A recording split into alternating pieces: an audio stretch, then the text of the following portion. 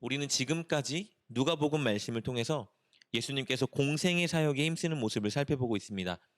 누가복음 4장부터 오늘 본문 바로 직전인 8장까지 예수님은 이사야 61장 1절과 2절의 그 예언을 성취해 오고 계십니다. 가난한 자에게 복음을 전하시고 영적으로 그리고 육적으로 눌린 자들을 치유하여 자유롭게 하셨습니다. 게다가 죽은 자를 살리셨고요. 영적으로 진리의 눈먼 자를 보게 하셨습니다. 예수님은 이렇게 하나님의 나라를 이 땅에 가지고 오셨고 그 나라로 사람들을 초청하고 계셨습니다.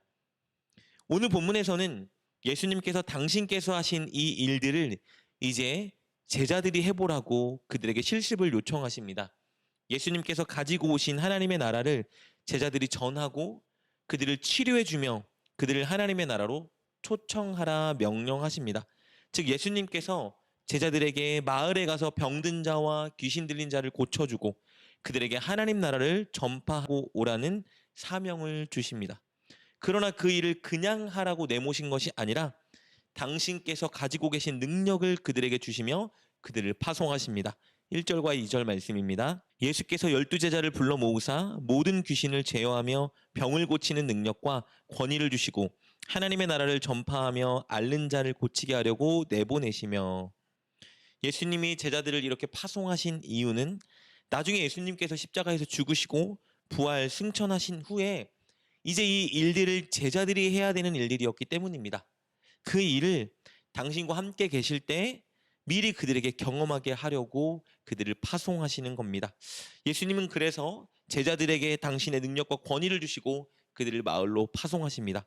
그런데 그들을 마을로 보내시기 전에 중요한 지침사항을 그들에게 전달하십니다. 3절과 4절입니다. 이르시되 여행을 위하여 아무것도 가지지 말라. 지팡이나 배낭이나 양식이나 돈이나 두 벌 옷을 가지지 말며 어느 집에 들어가든지 거기서 머물다가 거기서 떠나라. 그 지침사항은 한마디로 말하면 전도 여행을 위해서 아무것도 준비하지 말고 그냥 가라는 것입니다. 쉽게 말하면 하나님이 채워주실 것을 믿고 하나님께서 필요한 것은 다 예비하셨다는 믿음을 가지고 그저 하나님을 의지하며 나가라는 것입니다. 무엇을 먹을까?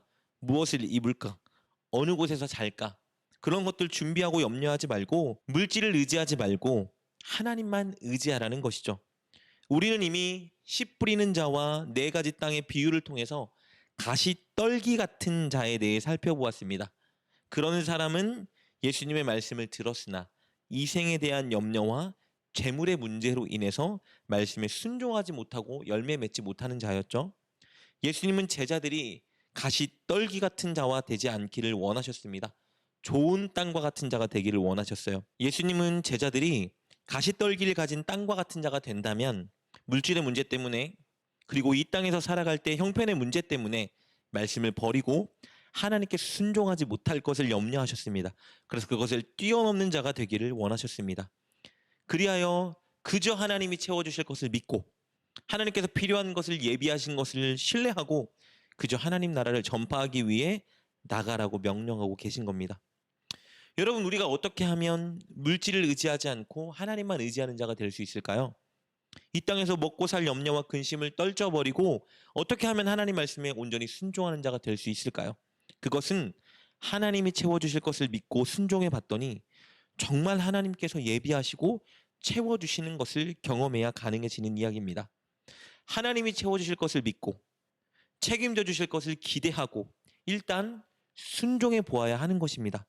그렇게 순종하여 하나님의 도움과 채우심을 경험한 자가 이 땅에서 이생에 대한 염려와 재물의 문제를 뛰어넘어 하나님을 의지하며 살아갈 수 있는 것입니다. 예수님은 그 믿음의 훈련을 위해 제자들에게 이런 지침사항을 주고 계신 겁니다. 그래서 4절에서는 그들을 맞아주는 집이 있다면 이 집 저 집 옮겨 다니지 말고 그곳에서만 지내다 떠나라 말씀하십니다. 이 명령은 더 좋은 환경과 대접으로 그들에게 베푸는 자가 있다고 그것을 바라보고 이리저리 쫓아다니지 말라는 명령입니다. 그렇게 되면 결국 하나님이 아니라 사람과 환경을 의지하고 바라보게 되기 때문입니다. 그리고 제자들은 결국 예수님의 명령대로 아무것도 챙기지 않고 복음을 전하러 나갔습니다. 그리고 실제 하나님이 사람들을 통해서 채워주시는 것을 경험했습니다. 그들은 예수님이 주신 능력으로 예수님처럼 병을 고쳐주고 천국 복음을 전하는데 성공했습니다. 6절입니다. 제자들이 나가 각 마을에 두루다니며 곳곳에 복음을 전하며 병을 고치더라. 이 소식은 삽시간에 마을 여기저기로 퍼져나갔고 요한을 옥에 가두고 죽였던 분봉왕 헤롯의 귀에 들렸습니다. 헤롯은 예수님께서 하나님만 할 수 있는 일을 할 뿐만 아니라 그의 제자들에게도 동일한 능력을 주는 그 예수님의 정체가 궁금해지기 시작했습니다. 예수 그는 과연 누구인가? 7절 8절입니다. 분봉왕 헤롯이 이 모든 일을 듣고 심히 당황하니 이는 어떤 사람은 요한이 죽은 자 가운데서 살아났다고도 하며 어떤 사람은 엘리야가 나타났다고도 하며 어떤 사람은 옛 선지자 한 사람이 다시 살아났다고도 함이러라. 그리고 이 질문에 대한 답변은 내일 우리가 살펴볼 본문에서 정확히 제시해주고 있습니다. 오늘 본문은 우리에게 중요한 교훈을 전달해 줍니다.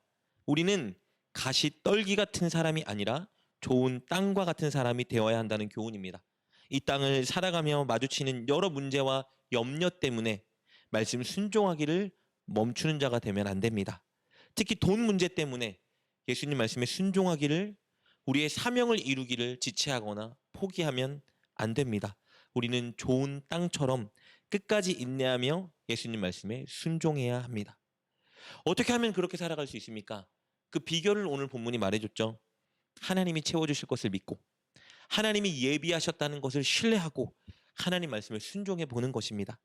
그럴 때 살아계신 하나님은 분명히 당신께 순종한 우리 인생을 책임져 주시고 때에 따라 우리의 필요를 채워주시는 것을 경험하게 될 것입니다.